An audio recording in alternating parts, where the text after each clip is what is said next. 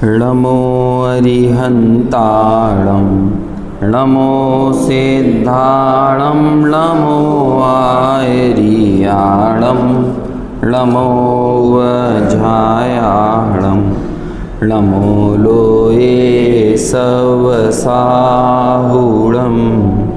मङ्गलं भगवान् वीरो मङ्गलं गौतमो गणी मङ्गलं कुन्दकुन्दाद्यो जैनधर्मोऽस्तु मङ्गलं सर्वमङ्गलमाङ्गल्यं सर्वकल्याणकारकं प्रधानां सर्वधर्माणां जैनं जयतु शासनं जैनं जयतु शासनम् वन्दितु सौसिद्धे ध्रुवमचलमणो वमं गदिं पत्ते वोच्छामि समय पाहुड मिणमो सुदकेवली भणिनं नमः समय साराय स्वानुभूत्या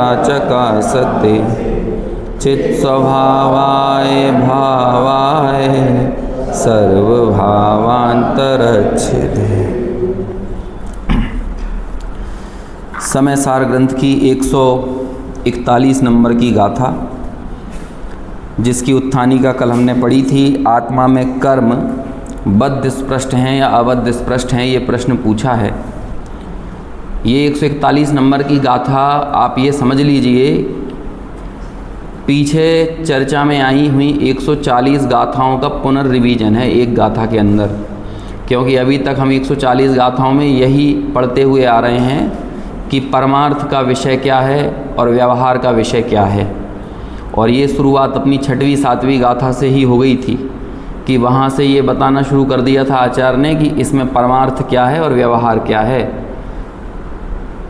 व्यवहारेण वदिष्यति जीवो चरित्र दंसणम लाणम, ये थी ना गाथा 7 नंबर की गाथा। णवीणाणम न चरित्रम न दंसणम जाणगो शुद्धो। तो नीचे वाली लाइन में देखने को मिल गया ना कि ये तो व्यवहार ने कहता है दर्शन ज्ञान और चारित्र आत्मा में है। निश्चय क्या कहता है कि ना दर्शन है, ना ज्ञान है और ना चारित्र है। और फिर जो कर्ता कर्म अधिकार में समझ लीजिए 69 नंबर की गाथा से आश्रव को कभी आत्मा का कहते हैं और कभी ये कहते हैं कि वो तो पुद्गल का है। भावाश्रव को कभी आत्मा का कहते हैं, राग को कभी आत्मा का कहते हैं और कभी कहते हैं वो राग किसका है, वो तो पुद्गल का है। तो ये पूरी मंत्रणा चल रही थी ना, इतनी देर से अन्वेषण चल रहा था। समझ लीजिए कि 70 गाथाएं लगभग इसमें समर्पित कर दी आचार्य ने, यही समझाने में कि व्यवहार ने से ऐसा जानो, परमार्थ से ऐसा जानो। तो अब बस जान लिया हमने, अब क्या करें। तो कहते हैं अब एक बार फिर से जानो। इसलिए जानो क्योंकि हम इसकी स्थापना करके अभी इनको नकारने वाले हैं, है ना। डॉक्टर साहब ऐसा उदाहरण देते हैं कि जब खेल गांव बनाया गया था दिल्ली में 2010 में, इस साल कॉमनवेल्थ गेम होने वाले हैं, अगले वाले कॉमनवेल्थ अहमदाबाद में, तो वहाँ भी एक खेल गांव बनाया जाएगा। पहले भी एक खेल गांव बनाया था दिल्ली में जब कॉमनवेल्थ हुए थे, तो दिल्ली में बंदरों से बहुत परेशान रहते थे। तो बंदर लाल मुँह के इतने बंदर थे, वहाँ कोई भी नया निर्माण करते थे वो बंदर रहता है वो। तो बस अब इसलिए 100 बंदर बुलवाए गए उन लाल मुँह के बंदरों को भगाने के लिए। समझ में आया। तो अब क्या हुआ, और एक एक बंदर पर 1-1 लाख खर्च किए गए। उसके बाद जब कॉमनवेल्थ ख़त्म हो गए तो बंदर तो नहीं आए। अब उन लंगूरों को क्या करना चाहिए क्या लंगूरों को पालें पोसें, उन्हें खिलाएं पिलाएं। कहते हैं भैया इन्हें भी लेके निकलो यहाँ से। अब क्या हमारा प्रयोजन जो था वो सिद्ध हो गया, हमें जो काम करना था कॉमनवेल्थ का आयोजन करना था वो कंप्लीट हो गया। अब इनको क्या करेंगे काले मुँह के बंदरों का, तो चूल्हे में जाएं।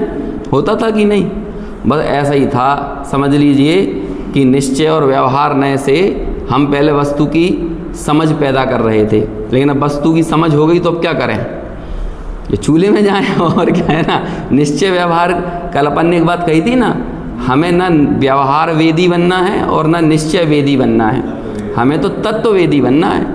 तो एक नय कहता है कि आत्मा बंधा हुआ है, एक नय कहता है कि आत्मा बंधा हुआ नहीं है, एक कहता है कि राग जीव का है, एक कहता है कि राग पुद्गल का है। तो अब क्या करें? कहते हैं हमने आपको पूरे इतनी 70-80 गाथाओं में बहुत विवक्षाएं स्पष्ट कर दी हैं।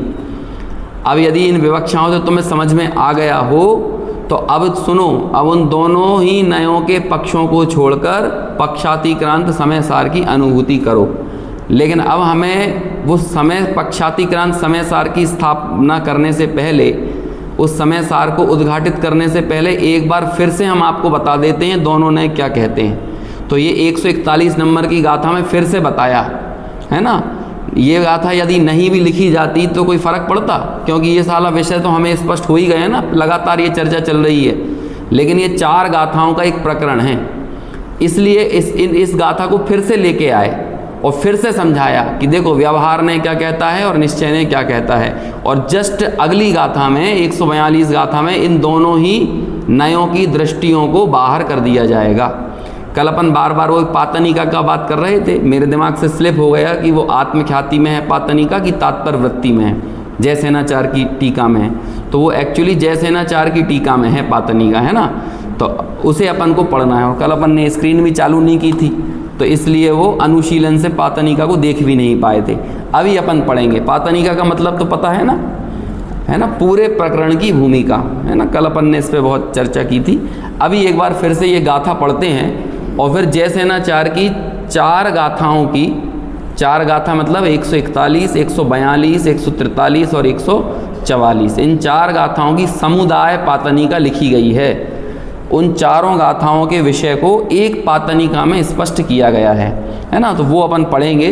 पहले इस गाथा का पाठ करते हैं। जीवे कम्मं बद्धं पुट्ठं चेदी व्यवहारणय भणिदं शुद्धणयस्य दुजीवे अबद्ध पुट्ठं हवदी कम्मम्। अनुवाद: कर्म से आबद्ध जिय यह कथन है व्यवहार का, पर कर्म से नाबद्ध जिय यह कथन है परमार्थ का। देखो, पहले में तात्पर्य वृत्ति की समुदाय पातनिका पढ़ते हैं। तात्पर्य वृत्ति में इसकी टीका में तो कुछ विशेष नहीं कहा, मतलब इस गाथा की टीका में तो कुछ नहीं कहा, किंतु 141 से 144 तक की 4 गाथाओं की समुदाय पातनिका में उसकी विषय वस्तु का जो संकेत किया है वह द्रष्टव्य है, यानी वो देखने लायक है। एवं वो इस प्रकार है, क्या कहते हैं? अब व्यवहार नय से जीवबद्ध है और निश्चय नय से अबद्ध है इत्यादि विकल्प रूप नए पक्षपात को स्वीकार ना करते हुए शुद्ध पारिणामिक परम भाव ग्राहक शुद्ध द्रव्यार्थिक नय से पुण्य पापादि पदार्थों से भिन्न शुद्ध समय सार का कथन आगामी 4 गाथाओं में किया है। अब यहाँ पे 2 बातें देखने की है कि पहले तो यहाँ पे निश्चय और व्यवहार नय का प्रयोग नहीं किया, बल्कि किसका प्रयोग किया है? द्रव्यार्थिक नय का। 2 होते हैं ना, शुद्ध द्रव्यार्थिक और पर्यायार्थिक नय। द्रव्यार्थिक नय के 10 भेद होते हैं। उन 10 भेदों में ऐसा है कि 10 में से 3 तो होते हैं, समझ लो कि वो अशुद्ध द्रव्यार्थिक, अशुद्ध द्रव्य को बताते हैं। 3 जो हैं वो शुद्ध द्रव्य को बताते हैं और 3 सामंजस्य को बताते हैं, दोनों के मतलब मिली जुली समन्वयवादी हैं थोड़े से। लेकिन जो एक है वो कहता है जैसे परम शुद्ध निश्चय ने है ना, ठीक ऐसा ही ये है परम भाव ग्राहक शुद्ध द्रव्यार्थिक नय, जिसमें शुद्धता, अशुद्धता, निर्मल पर्याय, अनिर्मल पर्याय, है ना, विकल्प, भेद, खंड, ये सारी चीज़ों का निषेध करके जो अपनी विषय वस्तु को प्रतिपादित करता है। जैसे कि 5 भाव होते हैं जीव के, कौन कौन से? औदैहिक, औपसमिक, छाय उपसमयक और पारिणामिक, है ना। अभी देखो कि इन 10 नयों में से अभी उन 10 के नाम याद करना और उसकी विषय वस्तु पर चर्चा करना अपना प्रयोजन है नहीं। सिर्फ मैं सामान्य एक संकेत करता हूँ कि जैसे जहाँ जहाँ औदैहिक भाव को दर्शाना हो, औदैहिक भाव के साथ जीव को संबद्ध करके कथन करना हो, तो वहाँ पर वो जो 3 अशुद्ध द्रव्यार्थक हैं ना, उनका प्रयोग किया जाएगा। अब वो औदैहिक भाव भी अनेक प्रकार के होते हैं, तो उन सब का कथन अलग अलग प्रकार से वहाँ पर करेंगे। फिर शुद्ध द्रव्यार्थिक जो होता है उसमें औपसमिक भाव को शामिल करेंगे, है ना, और औपसमिक के साथ छायक को भी शामिल करेंगे। फिर कुछ मिली जुली अवस्थाओं को बताने के लिए छायोपसमिक भाव का कथन करना हो तो उसमें वो जो अन्य जो द्रव्यार्थिक आदि न हैं, भेदों को भी शामिल करता है, खंडन को भी शामिल करता है और मिली जुली अवस्थाओं को शामिल करता है। लेकिन अब बचता है पारिणामिक भाव। लेकिन पारिणामिक भाव भी कोई शुद्ध इस वाले नय का विषय हो ऐसा नहीं है। कौन सा नय है ये? परम भाव ग्राहक शुद्ध द्रव्यार्थिक नय। क्योंकि पारिणामिक भाव में भी भेद होते हैं, तो जो भेद वाले पारिणामिक को कथन करेगा ना वो इसमें शामिल नहीं होगा। लेकिन पारिणामिक में जो जीवत्व नाम का एक पारिणामिक होता है, सिर्फ जीवत्व, उसे बोलते हैं परम भाव।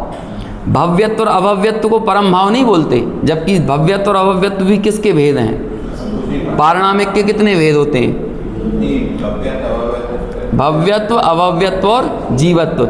ये भव्यत्व और अभव्यत्व का नाम हमने जरूर रख दिया है पारिणामिक के भीतर, लेकिन ये भव्यत्व और अभव्यत्व भी पर्याय वाली दृष्टि है। समझ में आया ना? ये जीव की योग्यता विशेष को दर्शाना, यानी उसकी सामर्थ्य की प्रगटता और अप्रगटता को दर्शाना, ये काम होता है भव्यत्व और अभव्यत्व के माध्यम से देखने का। कि यदि आपने रत्नत्रय प्रकट करने की लायकात हो, विशेष योग्यता हो, तो वो भव्यत्व कहलाएगा। और वो विशिष्ट योग्यता नहीं हो, मतलब आपके रत्नत्रय रूप परिणत होने का कभी काल ही ना आवे, तो वो क्या कहलाएगा? वो अभव्यत्व कहलाएगा। तो ये प्रगटता को दर्शाने वाली बातें हो गई ना। लेकिन यदि शुद्ध शक्ति यानी अखंड बहने वाली चेतन धारा को देखा जाए, तो जैसी जीवत्व की चेतन धारा भव्यत्व में बह रही है, भव्य जीव में बह रही है, वैसा का वैसा चैतन्य गुण का परिणमन अभव्यत्व में, अभव्य जीव में हो रहा है कि नहीं? तो वो परम भाव कौन सा? नहीं है, नहीं है। चेतन ज्ञान गुण का परिणमन तो अभव्य में भी है। बोलो, अभव्य जीव में जीवत्व है कि नहीं? यदि उसमें जीवत्व नहीं होगा तो वो जीव ही नहीं कहलाएगा। और तो क्या कहें, ये जो 47 शक्तियां हम आगे पढ़ेंगे ना, जब भी पढ़ें साल 1.5 साल बाद, तो उसमें ये 47 शक्तियां अभव्य में भी हैं, पूरी की पूरी। समझ में आया? चिति शक्ति, दृषि शक्ति, है ना, सर्वज्ञत्व शक्ति, सर्वदर्शित्व शक्ति। शक्ति है, शक्ति की प्रगटता नहीं हो रही, ये बात अलग है, लेकिन शक्ति के होने में कोई कमी नहीं। क्योंकि उन शक्तियों के कथन करने से पहले आचार्य कहते हैं ये तो ज्ञान की अनुपातनी है। एक ज्ञान गुण को ही हम भेद करके जब देखने जाते हैं तो 47 शक्तियों के रूप में देखते हैं। वो ज्ञान में ही अंतर कर देते हैं, ज्ञान से बाहर नहीं है। और ये पूरा समय सारो ज्ञान के एकत्व को तो बता रहा था निरंतर। तो वो जब ज्ञान गुण का संबंध जीव के साथ है, तो ज्ञान की अनुपातनी शक्तियां जीव में होंगी कि नहीं होंगी? होंगी ना। तो वो अभव्य में होंगी या नहीं होंगी? अभव्य में भी होंगी। तो ऐसे ही यहाँ पर ये लिखा है शब्द परम भावग्राही। ये परम भाव क्या होता है? हमें एकमात्र शुद्ध चैतन्य की धारा देखना है, और यही काम करने के लिए आचार्य यहाँ तक लेकर आए समझा के कि तुम राग के कर्ता हो, राग के कर्ता नहीं हो। ये सब अलग अलग विवक्षाओं से समझाकर ये कह रहे थे कि भाई जब जब तुम परावलंबन की बुद्धि रखोगे तो ये राग प्रकट होगा। वो राग कर्म ने प्रकट नहीं किया, बल्कि तुम्हारे स्वयं का दोष है। हमने इस राग का कर्ता जीव को बताकर, ये इसलिए जीव का कर्ता राग को जीव का कर्ता, हाँ, जीव को राग का कर्ता हमने इसलिए ही बताया ताकि तुम्हें ये दोष अपना लगे और तुम इस दोष को दूर करने के लिए कहीं बाहर मत देखो, बल्कि अपनी ही दृष्टि को सम्यक करने का प्रयास करो। तो दोनों बातें हुई ना। बीमारी शरीर में है कि शरीर में नहीं है, तो दोनों विवक्षाएं बताना पड़ेंगी ना कि ये बीमारी है, वो शरीर में है भी और शरीर में नहीं भी है। यदि तुम पूरी तरह से उस बीमारी को शरीर से पृथक मान लोगे तो भी उसका उपचार करने का उपाय नहीं करोगे, और शरीर का ही अंग मान लोगे तब भी उसे दूर करने का प्रयास नहीं करोगे। ऐसे ही राग को सर्वथा जीव से भिन्न मान लिया जाएगा तब भी उसके निवारण का कोई उपाय नहीं होगा। और पूरी तरह से राग से जीव का जैसे ज्ञान का तादात्म्य संबंध है, ऐसे ही राग का भी जीव से तादात्म्य संबंध मान लिया जाए तब भी उसे दूर करने का उपाय नहीं किया जाएगा। तो इसलिए ये अलग अलग दृष्टियां थीं। बद्ध स्पृष्ट भाव जीव के हैं और बद्ध स्पृष्ट भाव जीव के नहीं, ये दो अलग अलग दृष्टियां थी ना। लेकिन अब परम भाव ग्राही शुद्ध द्रव्यार्थिक नय से देखा जाए तो वो कैसा है, ये पातनी का महत्वपूर्ण है। टीका में तो अभी कोई खास बात नहीं आएगी, टीका में तो जो गाथा में बात कही है ना वही दोहरा देंगे। अभी इसकी जो पातनी का टीका है इसमें एक और बहुत महत्वपूर्ण बात आई है। जैसे कि अभी तक तो आप पूर्व में ये सुनते आ रहे होंगे कि मैं राग से भिन्न हूँ, मैं भावक भाव से भिन्न हूँ, है ना, मैं गेय भावों से भिन्न हूँ, मैं आश्रव से भिन्न हूँ। यहाँ पे देखिए क्या काय से भिन्न बताया है जीव को, पातनिका में देखो लिखा हुआ दिखेगा, काय से भिन्न हूँ। शुद्ध द्रव्यार्थिक नय के बाद जाके देखो, यहाँ पे पुण्य पाप को याद करने की क्या जरूरत पड़ गई। इसका कुछ है मंतव्य है, कुछ अर्थ है। हम जिसके नज़दीक जाते हैं वहाँ की महक आने लगती है, तो आप काय के नज़दीक जाने वाले हो, अब आप पुण्य पाप अधिकार के पास है ना, तो थोड़ी सी महक आएगी कि नहीं उसकी, कि अब कौन सा अधिकार आने वाला है, पुण्य पाप अधिकार आने वाला है ना। देखो भेद ज्ञान की प्रोसेस है ना, भेद विज्ञान की प्रोसेस, और भेद विज्ञान करके कैसे स्वापय दृष्टि करना और पर दृष्टि नहीं करना, ये पूरी प्रोसेस का प्रकरण आया है कर्ता कर्म अधिकार में। भेद विज्ञान किन से करना ये चर्चा आई है पुण्य पाप अधिकार में, समझ में आया। और फिर भेद ज्ञान की प्रगटता इसकी चर्चा आएगी आगे आश्रव अधिकार में, है ना। और फिर भेद विज्ञान का अभिनंदन वो होगा संवर अधिकार में, है ना। संवर अधिकार क्या है, भेद विज्ञान का अभिनंदन करने वाला है। और फिर निर्जराधिकार में भेद विज्ञानी का कीर्तन, मतलब समझ रहे कीर्तन क्या होता है, कि भेद विज्ञान हो गया, जीव सम्यक दृष्टि हो गया, तो आचार्य के पास आते हैं, अरे वो तुम्हारा सम्यक दृष्टि है ना, वो दुकान पे बैठा हुआ है, तो कहले तो क्या हुआ, निर्जरा कर रहा है वो तो, है ना। अरे वो तुम्हारा सम्यक दृष्टि है ना, वो युद्ध लड़ रहा है, कहले लड़ने दो, निर्जरा कर रहा है वो तो, है ना। ऐसा है निर्जराधिकार, कोई निर्जरा मिर्जरा ऐसे नहीं समझाएंगे वहाँ पे कि कर्मों की निर्जरा आश्रव कर्म ऐसे बंधते हैं और फिर ऐसे खिरते हैं, ये खिरने विरने का कोई जिक्र नहीं आएगा वहाँ पे। वहाँ पे तो सिर्फ ये कहेंगे तुम्हें जो कहना है कहो, वो तो सम्यक दृष्टि पूज्य है, सम्यक दृष्टि पूज्य है, सब ऐसा कीर्तन करेंगे। सम्यक दृष्टि संबर निर्जरा कर रहा है, सम्यक तुम जो भी चीज़ लेके आओ, अरे वो सम्यक दृष्टि महाव्रतों का पालन कर रहा है तो कहते हैं वो तो पूज्य है, लेकिन वो महाव्रतों का पालन कर रहा है लेकिन सम्यक दृष्टि नहीं है तो कहते हैं अपूज्य है। बस ऐसा सम्यक दृष्टि का कीर्तन हो जाएगा निर्जर अधिकार में। लेकिन उसकी सारी प्रोसेस इन तीन अधिकारों में एक तरह से आ रही है। कर्ता कर्म अधिकार जो कि अब अपने अंतिम पड़ाव पर पहुंच गया है, इसके बाद आने वाला पुण्य पाप अधिकार कि जिनसे हमको, जिन पर दृष्टि नहीं करना है, जो मेरा स्वरूप नहीं है, ये पुण्य पाप अधिकार में बताएंगे। और फिर उसी पुण्य पाप अधिकार का थोड़ा सा एक्सटेंशन करके आश्रव अधिकार तक ले जाएंगे। और जब वो भेद विज्ञान हो जाएगा तो क्रोधादि में है, ज्ञान ज्ञान में है, ऐसी बातें करके वो अभिनंदन होगा भेद विज्ञान का। कहाँ पर, संवर अधिकार में। तो इसलिए मैंने आपसे पहले कहा था कर्ता कर्म अधिकार के बाद तो सरल हो जाएगा ये। तो सारी की सारी बुद्धि लगाने वाला काम, अन्वेषण का काम, वो सब कहाँ पर होना था, वो यहीं कर्ता कर्म अधिकार में होना था। तो अभी यहाँ पर ये कहा ना शुद्ध द्रव्यार्थिक नय, और कौन सा शुद्ध, शुद्धता भी अलग अलग प्रकार की होती है। एक होती है शाश्वत शुद्धता और एक होती है प्रकट करने वाली शुद्धता। जब आप कहते हो अबद्ध स्पृष्ट कि मैं बंधा हुआ नहीं हूँ, तो ये कहते हैं ये तुम्हारी एक नज़र है, लेकिन वस्तु में ये चीज़ें नहीं पाई जाती। बंधन और अबंधन ये किसी दृष्टि विशेष में पाई जा सकती है, लेकिन वस्तु में ऐसा कोई भी बंधन और अबंधन वाली कोई बात ही नहीं है। बोलो द्रव्य मुक्त है कि द्रव्य बंधा हुआ है? तो ना बंधा हुआ है और ना मुक्त है, क्योंकि जब आप किसी को मुक्त कहते हो ना तो उसमें भी बंधन की सापेक्षता होती है।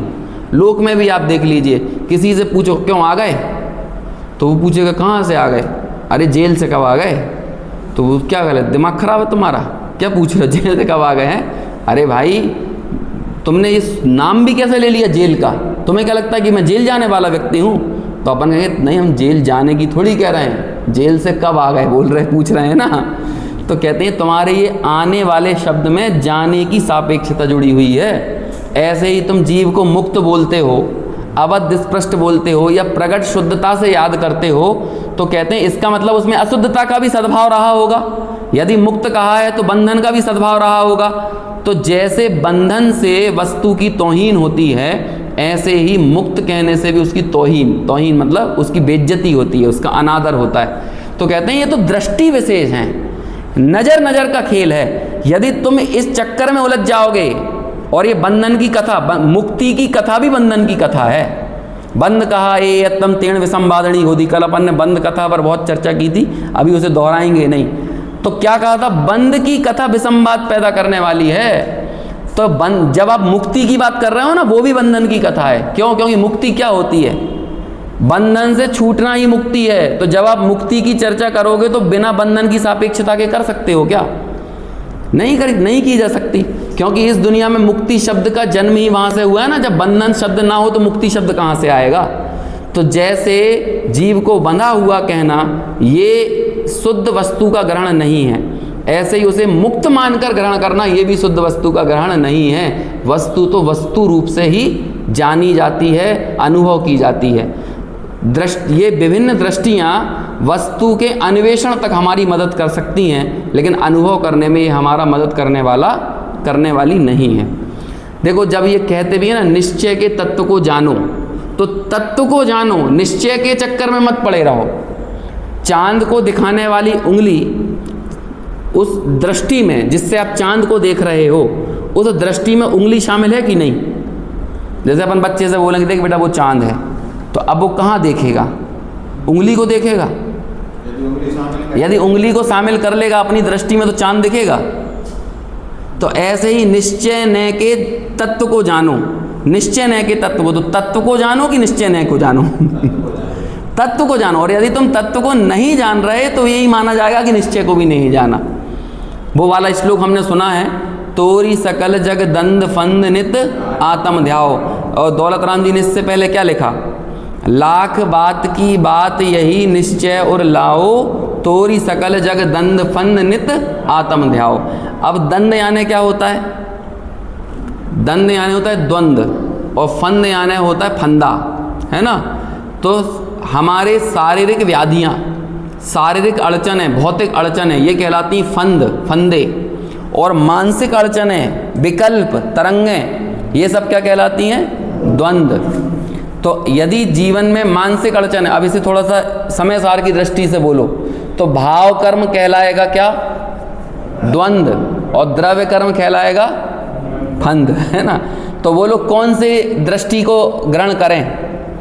द्रव्य कर्म की अड़चन में उलझें कि भाव कर्म की अड़चन में उलझें? नहीं, दोनों को ही छोड़ो, दोनों को से ही दृष्टि को हटाओ।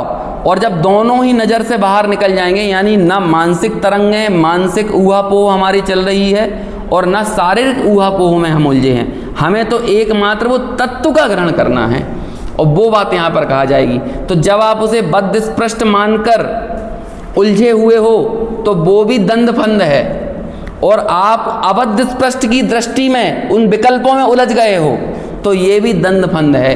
क्यों? क्योंकि अबद्ध स्पष्ट एक दृष्टि विशेष है और बद्ध स्पष्ट भी एक दृष्टि विशेष है, लेकिन हमें किसी दृष्टि विशेष में नहीं उलझना, कथन अपेक्षाओं में नहीं उलझना, बल्कि हमें तो वस्तु का ग्रहण करना है।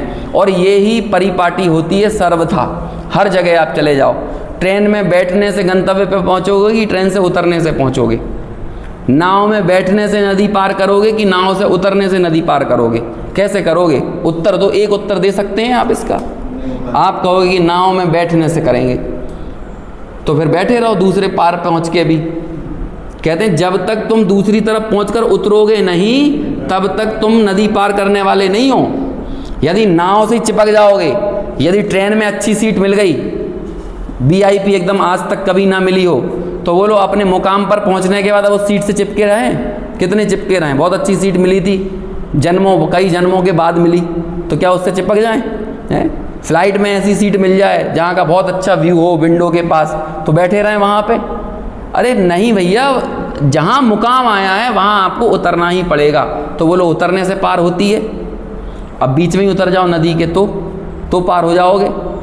इसलिए अन्वेषण जब तक चल रहा है तब तक वस्तु को बहुत भली भांति ढंग से समझो, लेकिन जब काम हो जाए तो क्या किया जाता है? अब ऐसा ही है बस निश्चय और व्यवहार। हमें अन्वेषण करना था, हम लंगूर इसलिए लेकर आए थे ताकि बंदर भाग जाएं, लेकिन अब जब खेल खत्म हो गया तो अब लंगूरों का क्या करें? कई लोगों को लग सकता है कि ये भाई निश्चय को लंगूर कह रहे हैं लेकिन ये बात समझने के लिए है ना। इसको मैं वो दूसरा उदाहरण ये देता हूँ कि जब आपके मकान बन रहा हो तो आप मजदूरों को घर में एंटर कराते हो, लेकिन जैसे जैसे मकान ऊपर से कंप्लीट होता जाता है तो वही मजदूर ऊपर की फ्लोर की फिनिशिंग करते करते फिर नीचे उतरते जाते हैं कि नहीं। और जब एकदम मकान टिप टॉप बनकर तैयार है तो फिर घर के बाहर निकल गए, अब उनको अंदर घुसाओगे? या वो दावा कर सकते हैं हमने इसी फ्लोर पे हम खाना बनाते थे, यहीं कोने में हम ब्रश कर लेते थे, नहा लेते थे, सूसू पोटी कर लेते थे, हैं? पहले वो करते होंगे जब तक निर्माण कार्य नहीं हुआ था कंप्लीट, लेकिन अब बन गया, प्रयोजन सिद्ध हो गया, अब उसकी याद करने की क्या ज़रूरत है? याद भी आता है आपको कौन ठेकेदार था, है ना, कौन मजदूर था मकान के निर्माण कंप्लीट हो जाने के बाद। ऐसे ही अनुभूति होने के बाद ऐसे निश्चय व्यवहार को याद करने की कोई ज़रूरत नहीं है। ये पातनिका कहती है, और ये चारों गाथाओं में इसी की स्थापना है। मूल गाथा में क्या बताया है? व्यवहार नय से ये जीव बद्ध स्पृष्ट है और परमार्थ से निश्चय से ये जीव अबद्ध स्पृष्ट है। ठीक है ना, यही बात है कि नहीं? तो ये सब तो क्या है? ये तो दृष्टि विशेष हैं, नए विवक्षाएं हैं, लेकिन परमार्थ बात क्या है? परम भावग्राही शुद्ध द्रव्यार्थिक नय से देखें तो पुण्य पापादि पदार्थों से भिन्न शुद्ध समय सार बताना ये हमारा मूल प्रयोजन है। अब बोलो समय सार भी शुद्ध और अशुद्ध होता है? देखो अभी जो व्यवहार नय के कथनों से अथवा अशुद्ध निश्चय नय के कथन से भी समय सार आपको बताया जा रहा था कि बोलो राग का कर्ता कौन है? जीव है। तो ये शुद्ध समय सार है कि अशुद्ध समय सार है? अशुद्ध समय सार था वो। तो अब उन सब का निराकरण करके अब क्या बताने वाले हैं? शुद्ध समय सार। और उसकी सूचना आपको देखना एक शब्द में मिलेगी। पहले मैं इस गाथा की टीका को पढ़ देता हूँ और फिर अब सीधे अपन अगली गाथा पर चलते हैं। ये गाथा कुछ नहीं है, ये गाथा पूर्व की सारी गाथाओं का रिवीजन है। बात समझ में आ गई 2 लाइनों में? यदि किसी को यह समझ में नहीं आया हो कि हमने पहले क्या क्या पढ़ा, बहुत रस्सा कस्सी करी, इससे जस्ट गाथा के पहले 2 कलश आए थे, वो बहुत महत्वपूर्ण थे। णमोकार मंत्र जैसे महत्वपूर्ण थे, बल्कि णमोकार मंत्र से भी ज़्यादा महत्वपूर्ण थे। णमोकार मंत्र का 9 बार की जगह 3 बार ही जाप दे देना, लेकिन ये कलश बचे हुए 6 बार इनको पढ़ लेना। क्यों? क्योंकि आप णमोकार मंत्र पढ़ोगे तो 5 परमेष्ठी का नाम बोलोगे, अरहंतों को नमस्कार, सिद्धों को नमस्कार, लेकिन इससे क्या?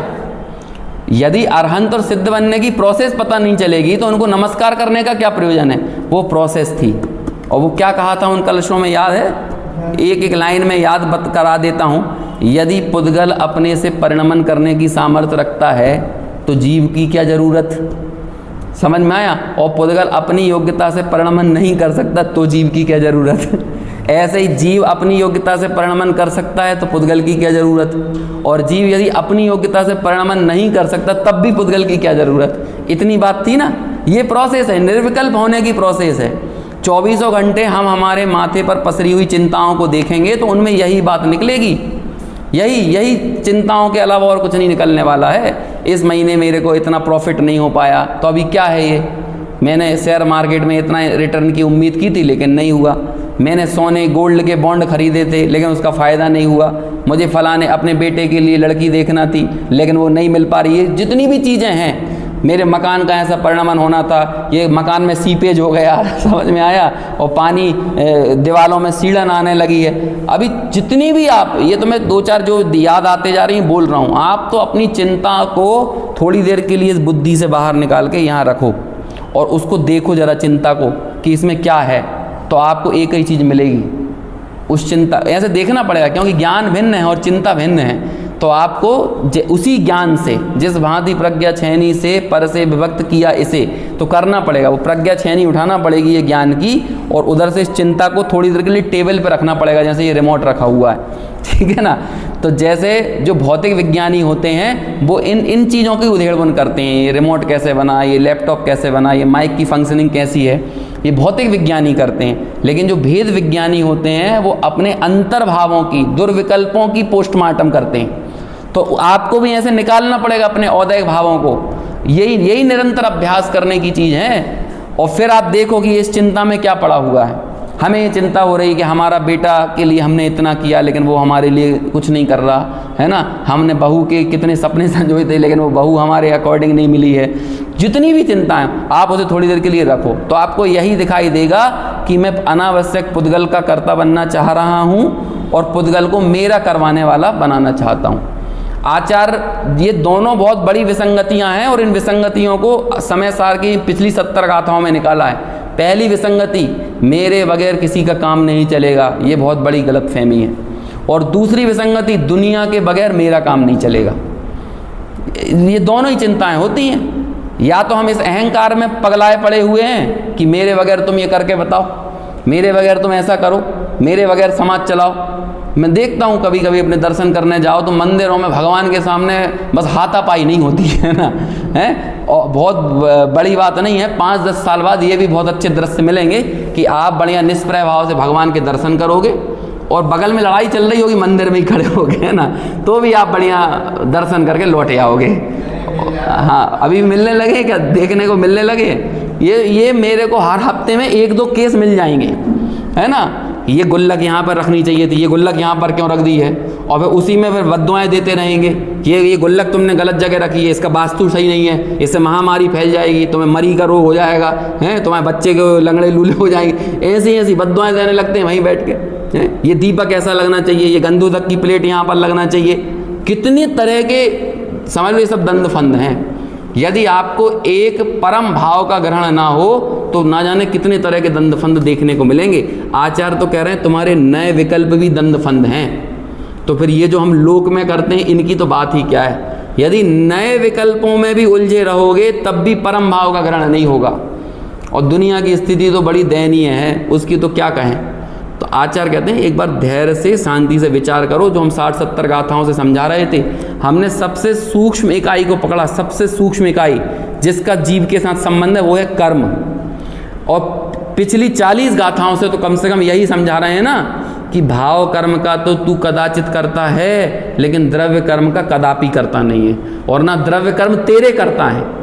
यही समझा है ना, सबसे सूक्ष्म इकाई। तो जब द्रव्य कर्म का ही हमसे संबंध नहीं है तो नो कर्म का क्या होगा। उसका नाम ही नो है, नथिंग। नो कर्म मतलब क्या है, जो कर्म नहीं है। हमें बोलना पड़ रहा है कर्म। समझ में आया है?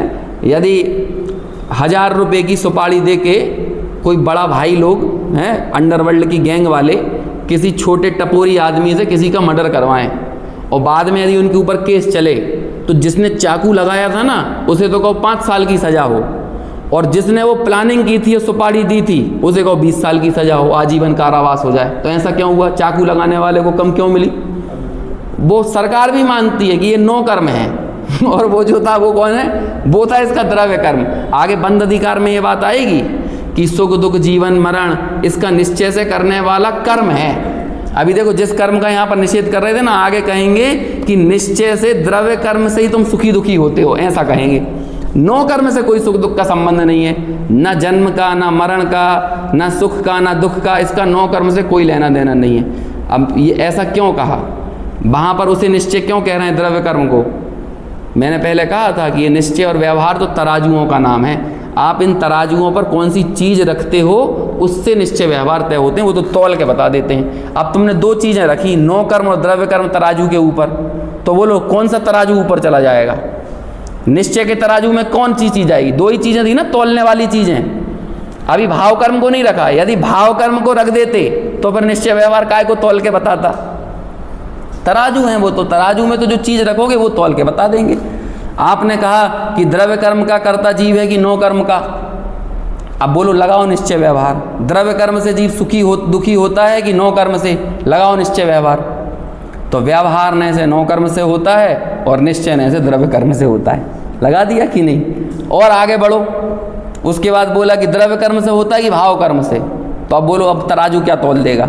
व्यवहार से द्रव्य कर्म से होता है और निश्चय से भाव कर्म से होता है।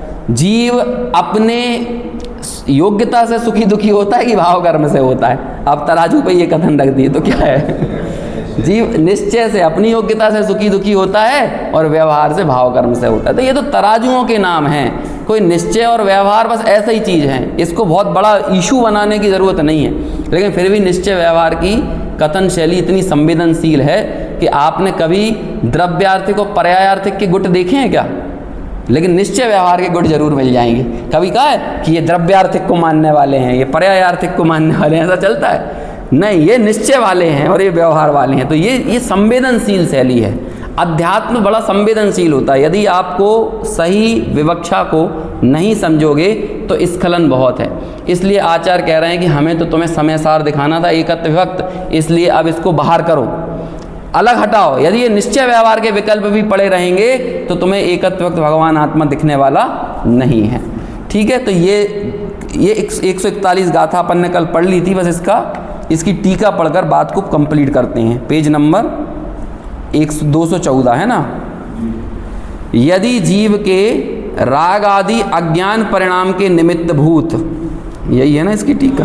अच्छा, अगले पेज पे है, अगले पेज पे बंद। हाँ, ये तो 140 की आ गई।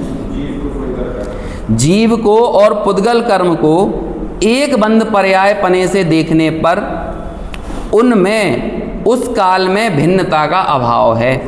क्या कह रहे हैं? यदि पुद्गल की और जीव की एक बंद पर्याय को देखो, आप वो यूनिट को देख रहे हो, बंद पर्याय वाली यूनिट को, तो जब आप उस यूनिट को देखोगे तो आपको वो बद्ध स्पष्ट राग आदि विकारी भाव और द्रव्य कर्मादि सब कुछ, वो सब कहाँ दिखाई देंगे? वो जीव में ही दिखाई देंगे।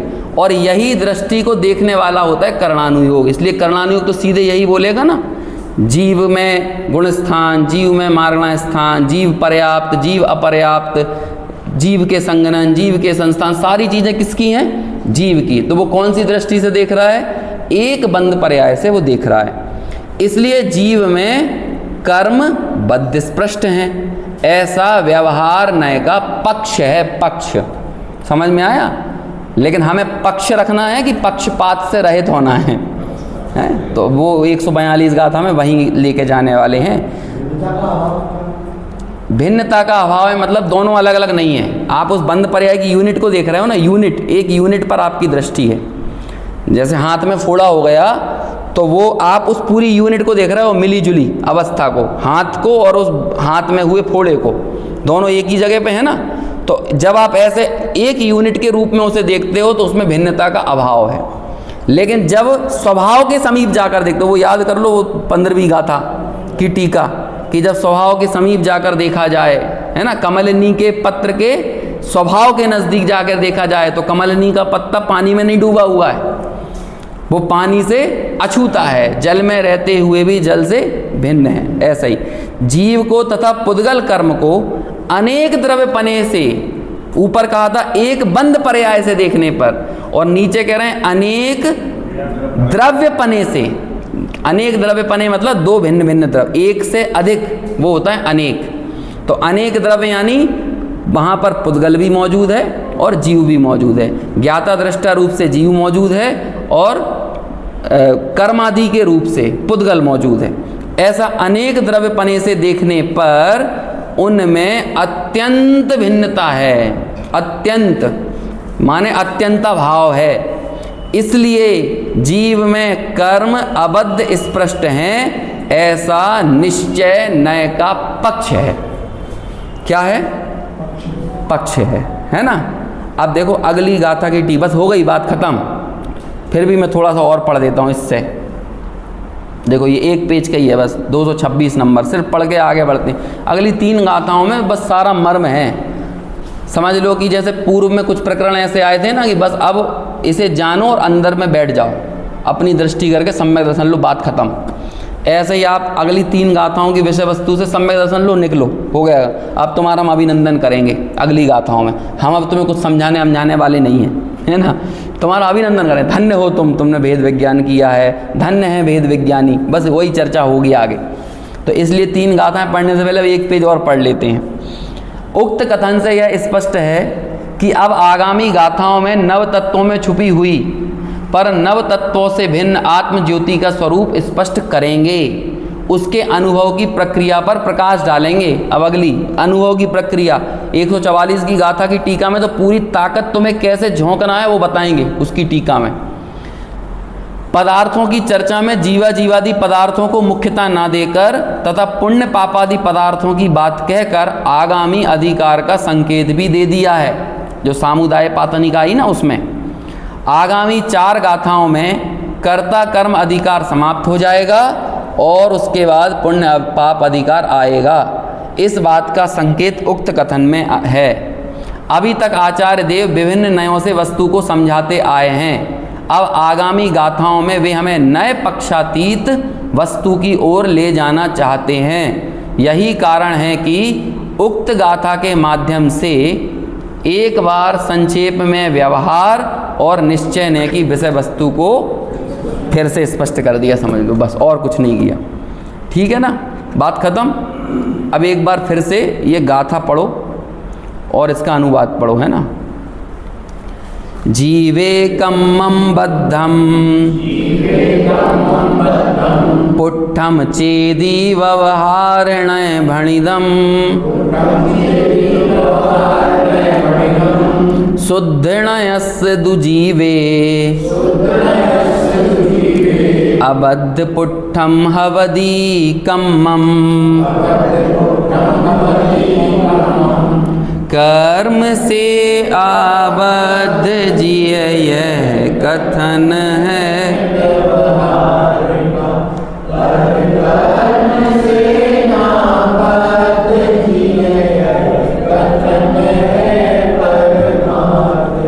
एक बार फिर से इसका हिंदी अर्थ भी पढ़ लेते हैं, है ना। मैं बार बार जानबूझ के पढ़वा रहा हूँ। जीव में कर्म बंधा हुआ है और स्पर्शित है, ऐसा व्यवहार नय का कथन है। और जीव में कर्म अबद्ध और अस्पर्शित है, ऐसा शुद्ध नय का कथन है। ठीक है, बात खत्म। अब जरा पेज नंबर 215 पर 142 गाथा के ऊपर उत्थानिका लिखी है, दिख रही है? क्या है उत्थानिका? संस्कृत में देखो क्या है। संस्कृत में ऊपर लिखा है ना 142 के ऊपर, ततः किम। बस ये समय सार की सबसे छोटी उत्थानिका है। ततः किम मतलब इसका अर्थ होता है तो क्या। समझ में आया? इसका मतलब क्या हो, तो क्या।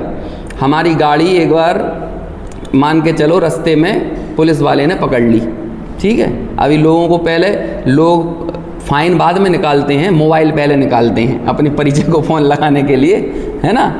तो क्या करेंगे, चालान नहीं कटवाना है तो अभी क्या बोलेगा वो, तो ये मालूम है हम कौन हैं? मैं मुख्यमंत्री हाउस में काम करता हूँ, सांसद और इन सब लोगों से मेरी पहचान है। आपके यहाँ का जो एसपी है ना, वो भी हमारे घर में चाय पानी नाश्ता करने के लिए आता है। और आपने बोलते हैं मैं इधर का पहले पूर्व अध्यक्ष रह चुका हूँ, इस मंडी का सचिव रह चुका हूँ, फलाने का ये रह चुका हूँ, ठिकाने का ये रह चुका हूँ। और सामने वाला वो सब सुन रहा था तुम्हारे से, और फिर बाद में खुददार आदमी हो तो बोलते हैं हाँ तो, अब बस इतना ही बोलेगा, हाँ तो क्या है ना, हाँ तो क्या, सुनता रहा वो तुम्हारी बातें। लेकिन बाद में क्या बोल दिया, अब बोलो वो तुम्हारा इतना बड़ा लेक्चर में दम है कि उसकी खुददारी में दम है। और वो खुददारी सिर्फ कितने से जाहिर होती है, हाँ तो, बस हो गई ना, हवा निकल गई इतने में से ना। बस ऐसे ही आचार्य ने पिछली 70 गाथाओं की हवा निकाल दी है यहाँ पे। है? आप कहोगे कि 6 महीने से हम इतनी मेहनत कर रहे थे कि राग का कर्ता जीव है कि नहीं, और राग का कर्ता पुद्गल है कि नहीं, और अमृत चंद्राचार्य सिर्फ कितना कहते हैं, तो क्या। ये 141वीं गाथा इसलिए बताई थी, वो पूरी की पूरी गाथाओं में सबको समेटा और उसके बाद सामने रख दिया, ये इस नए का पक्ष है और ये इस नए का पक्ष है।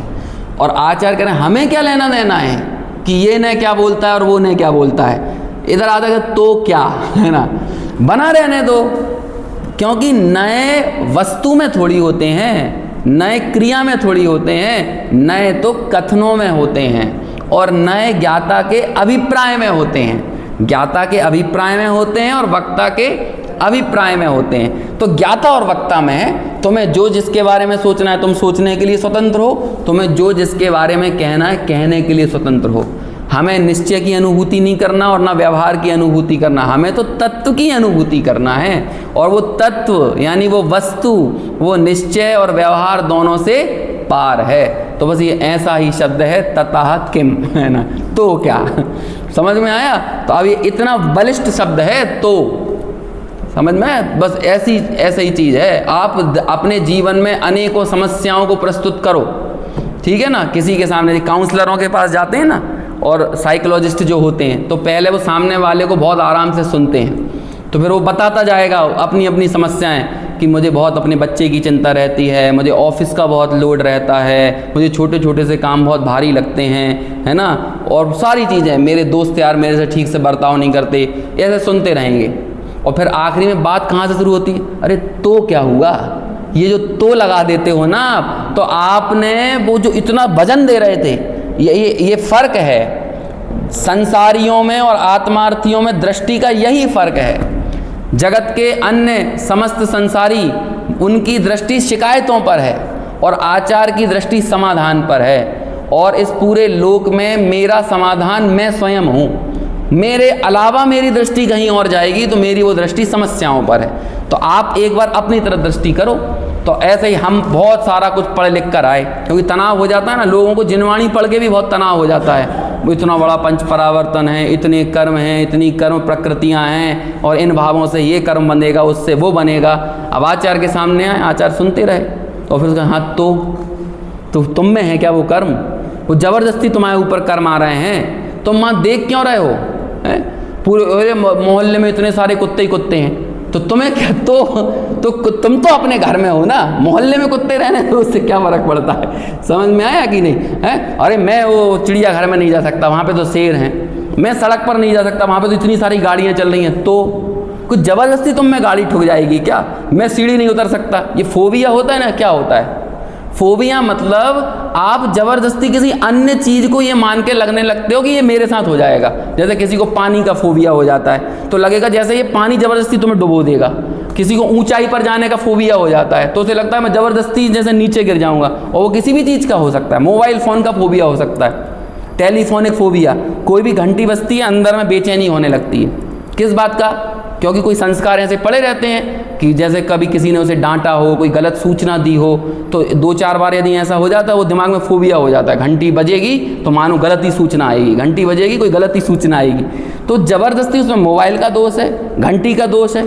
तो बोलो साइकोलॉजिस्ट क्या बोलेगा, हाँ तो घंटी बजी तो यही होता है ना, यही है यहाँ पर। ये आचार्य ना ततः किम, तुम्हारी समस्याओं का कोई अंत नहीं है, लेकिन आचार्य कह रहे हैं कि तो क्या, तुम तो इन सारी समस्याओं से, इन सर्व नए पक्षपातों से रहित हो। ऐसे नए पक्षातिक्रांत तत्व को अब अगली 3 गाथाओं में बताएंगे। अपन सिर्फ ये गाथा का भी पाठ करते हैं, विशेष चर्चा आगे कल करेंगे, क्योंकि इस गाथा के बाद आचार्य कीर्तन करेंगे तत्ववेदी होने के लिए। समझ में आया, वो वाले कलश आने वाले 20 कलश, तो कल अपन को वो पाठ करना है, कम से कम 15 मिनट उसमें ही जाने वाला है। और उसे हल्का मत समझना कि अरे एक बात बार बार क्यों दोहराएं, क्योंकि जब हम पाठ करते हैं ना, पाठ करना समझ लीजिए किसी वक्ता को सुनने से ज़्यादा महत्वपूर्ण है।